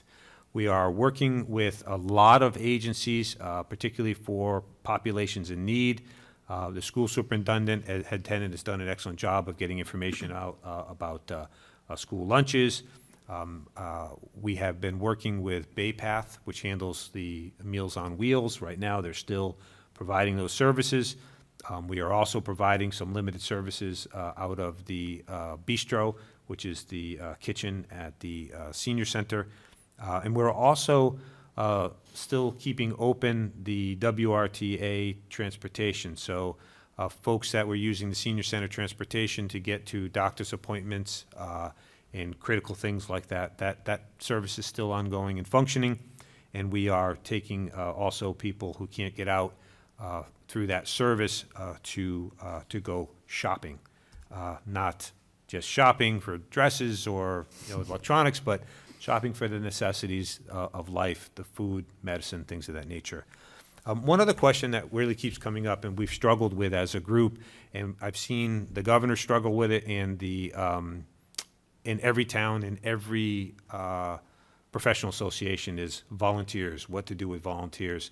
We have a significant, there's a need out there, but we can't caution folks enough. We've had a lot of well-meaning high school kids who want to do things.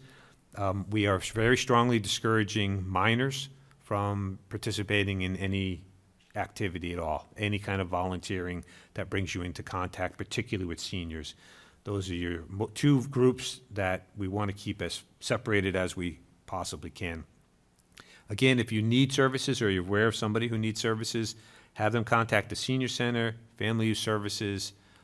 If it's a school-related, you go through the school's website and their contact information, which is posted also on the town's website. But as we go through this,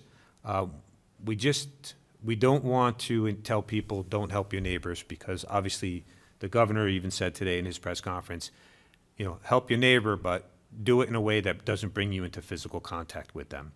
And so it's important that anybody that's trying to help somebody else is using the appropriate protocols in terms of protecting themselves, and equally as important, anybody that they might be trying to help. But so far, we don't have a process to corral and organize people that are interested in volunteering, because anybody that volunteers through a senior center, family youth services, or anything of that nature, there's background checks that are conducted, and then if we're using them, like the Medical Reserve Corps folks, they're properly trained, they have the appropriate backgrounds to be doing whatever it is that we're asking them to do. So we don't want to ask well-meaning volunteers to do things that they aren't equipped to do, or maybe would put themselves or somebody else at risk. This is something that we're continuing to work on, as are all other towns and the state as well. How do we channel these folks into a productive way? I can tell you right now, if you want to do something to help, donate canned goods and food to the food pantry. Food pantry is still operational, and they are still providing services at a pickup and limited drop-off under certain circumstances. But if you want to help, get food to the food pantry, and there's a mechanism for us to for that group to get it to the folks that need it. But this will be ongoing, and we will continue to provide updates. But again, minors shouldn't be delivering food to seniors or running errands for seniors and coming in contact with them. That's being discouraged. And the other thing, and I hate to say this, but it's discouraging that in a time of emergency like this, right now, and the police chief has reiterated this multiple times to our group, we're seeing an increase in people that are running scams and taking advantage of people. And so, you know, if you need help, contact the senior center, contact Family Youth Services, contact the town, and we will try to direct you to the best services or put you in touch with the services that are out there. In that vein, on the website today, as part of our latest release, we want to emphasize Mass 211, so dial 211. This is the United Way working in conjunction with the Mass Municipal Association. This is the official information channel from MEMA, the Massachusetts Emergency Management Association. So that's where they want people to go. If you have questions about COVID-19, if you have concerns, putting you in touch with resources, that is something that's been pushed and is being focused on statewide for folks to use that service. The big thing there is there are translators as well, so that folks that have English isn't their first language, there's an opportunity to speak to someone to get some answers that way. I, as well as the superintendent and the police chief and the fire chief, are on at least one call a day, often 2 calls a day, through MEMA, the governor's office. Tomorrow, we're on a conference call with the governor's office, and we're getting the latest information from DPH, the Department of Public Health. And I can tell you, when they take the calls and at the end of the presentation that they do with what information they have to convey, there are lots of questions, and the answers, as I'm sure you all realize, aren't there. So we know some. We know the areas that we need to be working on, and everybody's working towards those goals, but there are a lot of questions that don't have answers at the moment. Now, we're seeing the state is doing a few things that are helping us out. The governor's passing executive orders for things that are under his authority, and the legislature is passing legislation to help us out with things like town meeting and the election. So town meeting, I had a conversation today with the moderator. Under the legislation that was approved, the moderator, in consultation with the Board of Selectmen, has the authority to postpone town meeting by 30 days. So that's something that, more than likely, in the next couple of weeks, we're going to be having that conversation.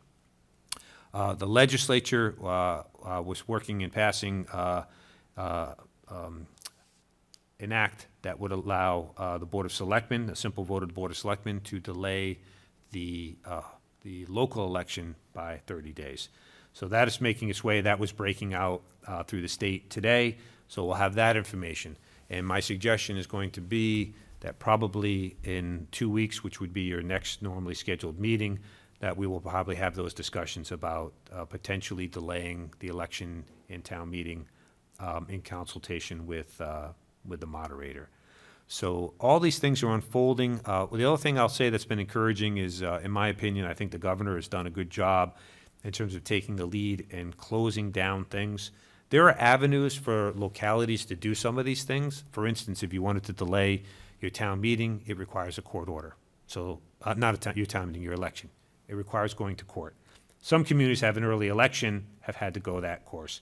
The legislature, we are funneling all of our comments as staff to the legislature, our legislative delegation, and to the Mass Municipal Association, compiling those issues and getting answers. So, for instance, I'll give you another example. The fire department now is not going to be doing smoke detector inspections when someone sells their house. There are things that we have to do legally that we need relief from under these circumstances. And so we're actively working through that. And that's why on each departmental website, as those things occur and as we find out about them, we are posting them. We are also doing things that aren't so critical to public safety but important to the community, like the libraries doing story time through online. The senior center, as I said, is they're reaching out to folks, but they're looking at putting we're working on putting some programs together, the routine exercise classes that people would normally attend, things like that through local access, but also, more importantly, producing a brief show to go out through access for the seniors on where to go for resources, how to get more information about things. We're trying to hit all of the avenues, and obviously the seniors and the populations at risk are the ones that we're focusing very heavily on right now. But again, we don't have all the answers to everything, but as we get information, we are pushing it out as fast as we can. And again, we're trying to speak with one voice in terms of making sure we have a consistent message and we're getting people to the appropriate resources and not social media for your information. That's just a caution. So with that, I certainly can answer any questions that board members may have.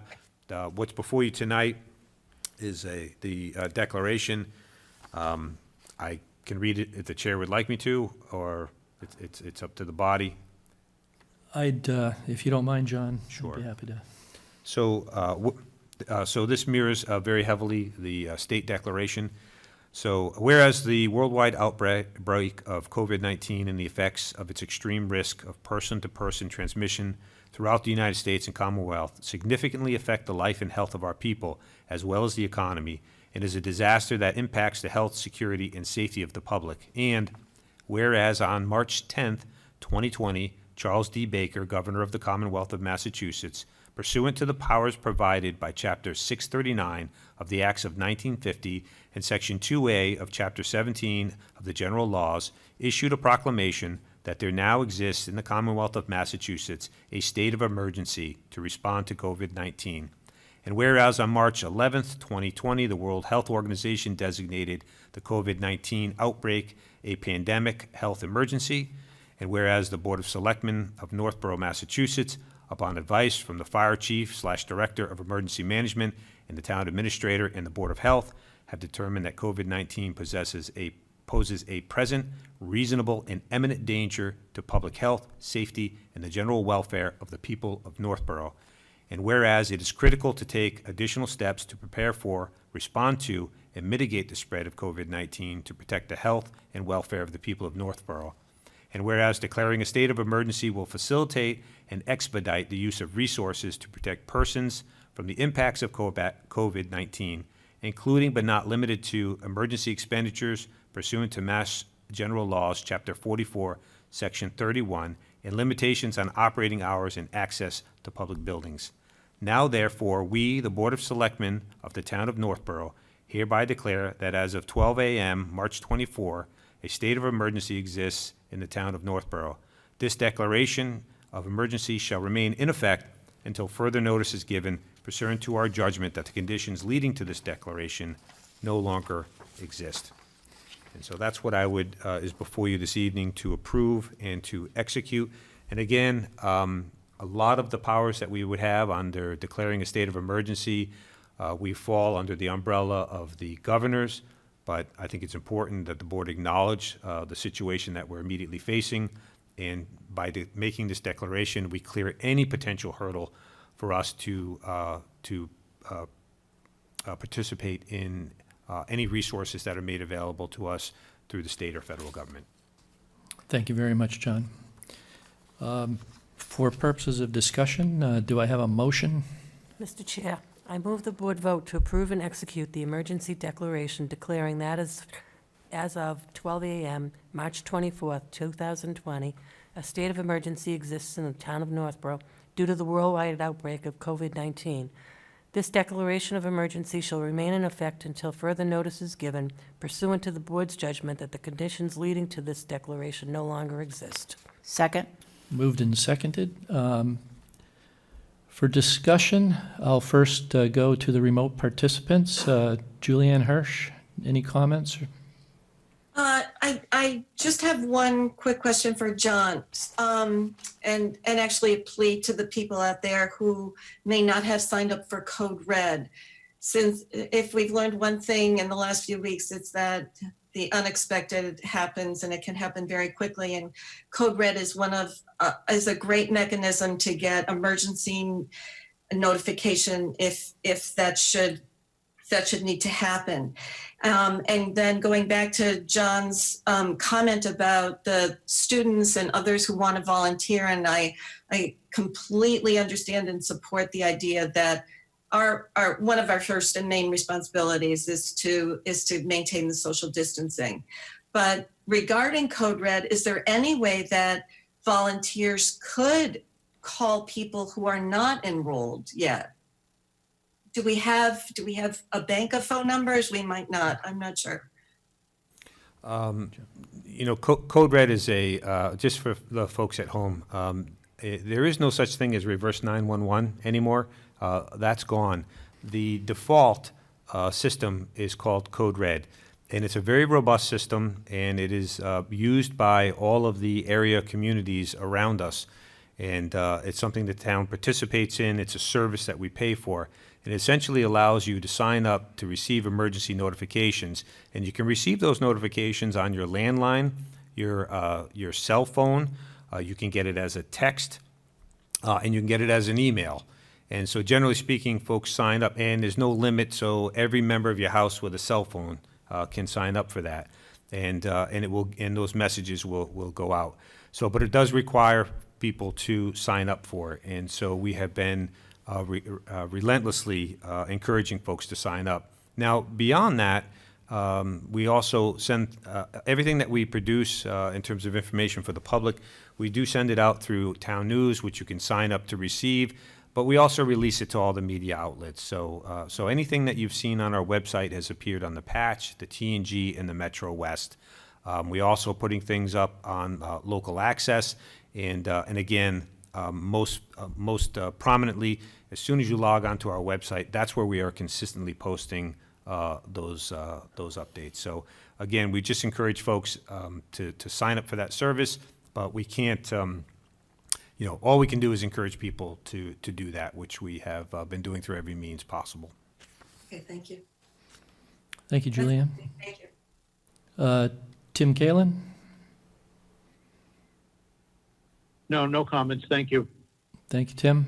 Leslie, any comments? Yeah, thank you for that update, by the way. That'd be great if that same kind of thing was on our future meetings for the foreseeable future, just your updates as far as what you're hearing from the Massachusetts Department of Public Health and MEMA.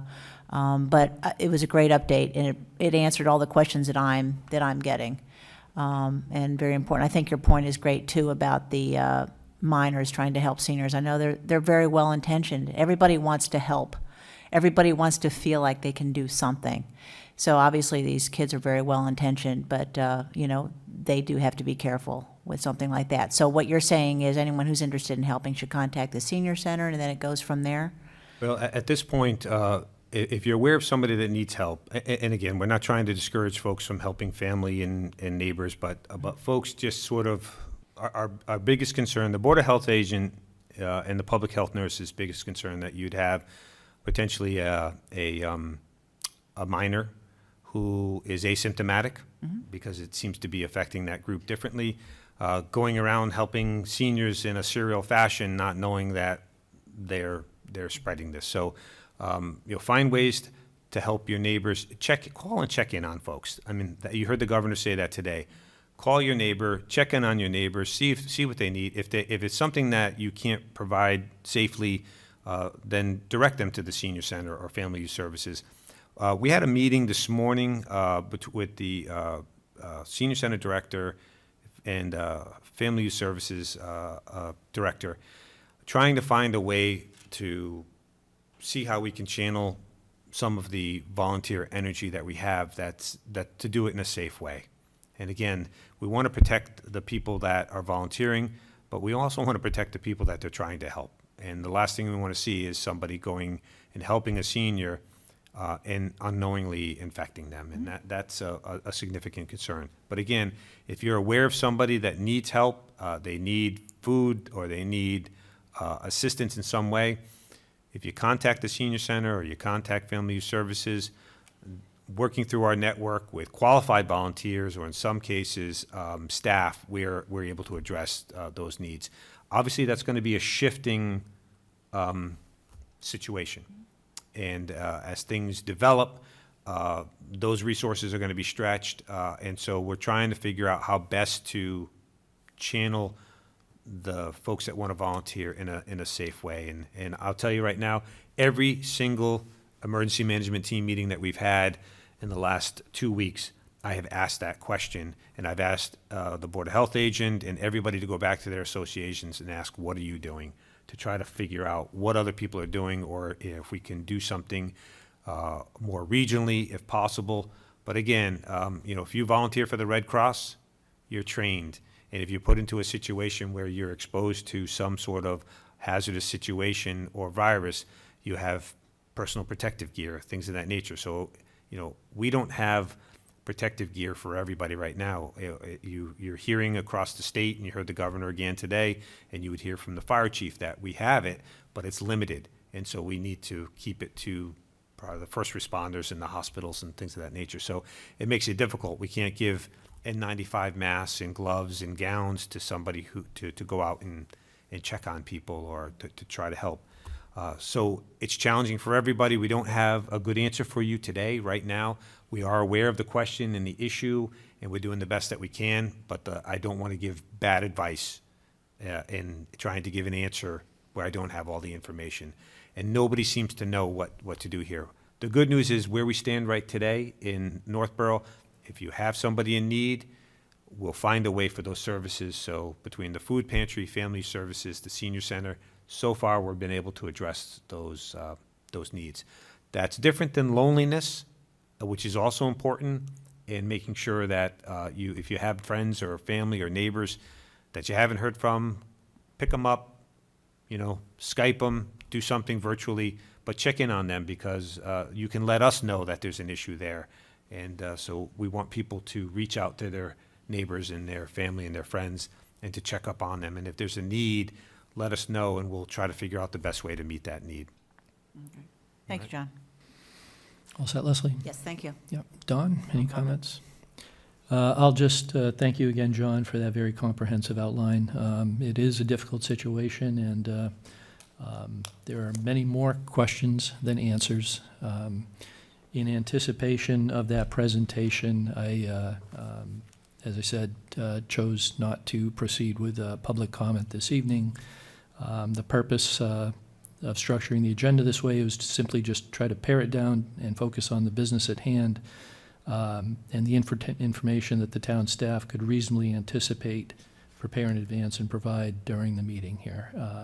An open-ended Q&A would potentially just lead to repetitions of things that we don't know, or repetitions of what John has stated previously, to try to contact the appropriate service in town if you feel that assistance is needed, or to refer to the trusted information sites, as John mentioned, for CDC and Mass Department of Health, as your primary source of information and advice or guidance on what to do in terms of social distancing and appropriate practices to try to mitigate the growth in the rate of infection. So with that said,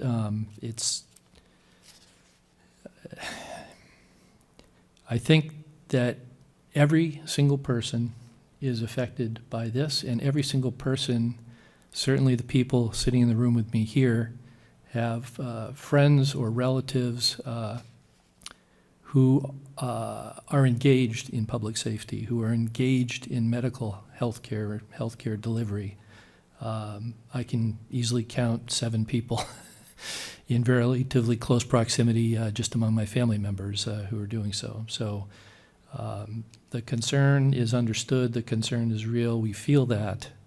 We're doing what we can to try to answer the questions, to provide the information that people want, but we want to exercise caution in not providing information that we aren't certain about, and not providing guidance that is ill-advised, as John described, for some of the volunteer groups who certainly have the right intentions, but perhaps this is a different situation. It's not oppressive heat wave or an extraordinary blizzard that has people housebound and you're trying to, reach them and provide assistance to them. This is something very different from that. So we'll do what we can. We'll continue to try to provide informational updates as we get more information and understand the information. We ask that people be patient. If I could just mention one other thing, we certainly encourage people to contact the town as needed to try to seek information or to seek assistance where it's warranted, but be aware that the town communication system is itself a critical resource during this emergency period. We ask that you be mindful of that in the way you engage with the town to ensure that that resource is open and available and being used efficiently. Other than that, does anyone else have any other question or comment? Hearing none, no indication. We'll proceed with a vote on this emergency declaration. This is a voice vote by roll call. Julianne Hirsch. Aye. Tim Kalin. Aye. Leslie Rattan. Aye. Don Rand. Aye. And I also vote aye. Carries 5 in the affirmative. Thank you. Next item is approve and execute the warrant for the annual town meeting. So, Do I have a- if I may, through Certainly, the John. chair. So we had a lot of discussion about the budget and what do we do and when do we do it. Based on the advice from town council, the actions by the state, as I said, would allow us to extend the time of town meeting, but we need to put a warrant together and put a stake in the ground. And the warrant is very heavily based on our budgets and our spending plans. So that's why this has to happen tonight. And that's why the budget is, as to Dawn's point, this is what we've been working on for, 6 to 9 months and it was solid up until, a matter of a couple of weeks ago. But you need to vote and execute the warrant, and that allows us to go into a holding pattern. So we've completed, to Dawn's point, the required public hearing, and we've put the warrant together, you've closed it, you've posted it. Now we can sit and stay in that pattern until it's appropriate for us to convene town meeting and to conduct the business of the town. Whenever that is, everything in here, the residents have been warned about, you have to have a budget in one form or another. So at that point, when we convene town meeting, whatever information we have, that would influence the vote to be taken at that time. But it doesn't change the fact that we need to have a town meeting warrant. It needs to be approved, and there needs to be some semblance of a budget in there. And so that's what you have tonight. Thank you, John. Do I have a motion? Mr. Chair, I move the board vote to approve and execute the warrant for the May 12th, 2020 annual town election. Second. Moved and seconded. Any discussion? I'll check first with the remote participants. Julianne Hirsch, any discussion? No. Tim Kalin? No. Leslie? No. Dawn? No further discussion. All in favor? This is a roll call vote once again. Julianne? Aye. Tim? Aye. Leslie? Aye. Dawn? Aye. I vote aye. That carries in the affirmative. And then the next item of business, approve and execute the warrant for annual town election. John? If I may give a preamble to this as well. So the Senate today, Senate Bill 2608, was to approve the ability or the granting of authority to postpone 2020 municipal elections in the Commonwealth and increase voting options in response to the declaration of emergency to respond to COVID-19. So again, we want to approve and execute the warrant, and the board can revisit, the election warrant, and the board can revisit this with more information. And I imagine at your next meeting, we're going to decide or talk about where are we going to move the election and the town meeting warrant and the town meeting date to something that makes sense. But right now, again, the stake in the ground, and then it's there, We've completed the work that we need to do to get to this point. It will be delayed until appropriate. Thank you very much, John. Do I have a motion? Mr. Chair, I move the board vote to approve the annual town meeting warrant as presented, and further that the warrant be posted as required by Town Code 180030 no later than April 13th, 2020. Second. Moved and seconded. Any discussion first? I'll poll the board. Julianne Hirsch? No. Tim Kalen? Nope. Leslie Rattan? No. Don Rand? No. No further discussion. All in favor? Julianne Hirsch? Aye. Tim Kalen? Aye. Leslie Rattan? Aye. Don Rand? Aye. Jason Perot is also an aye. That carries in the affirmative. Any other business to come before the board? I have no other business this evening. No other business. I'd just like to conclude remarks by thanking the technical staff here to provide our opportunity to hold this meeting tonight with remote participation. For the other members of town staff who are present here to observe, for the board members who are able to participate locally or remotely and allow us to complete this bit of business. And finally, John, for the comprehensive report on the COVID-19 situation and the steps the town is taking to try to provide the appropriate information and appropriate services as best we can. Thank you. If there's nothing else, I'll entertain a motion to adjourn. Motion to adjourn, please. Second? Motion to adjourn is seconded. Julianne? Aye. Tim? Aye. Leslie? Aye. Dawn? Aye. Jason is an aye. Meeting is adjourned. Thank you all very much. Thank you.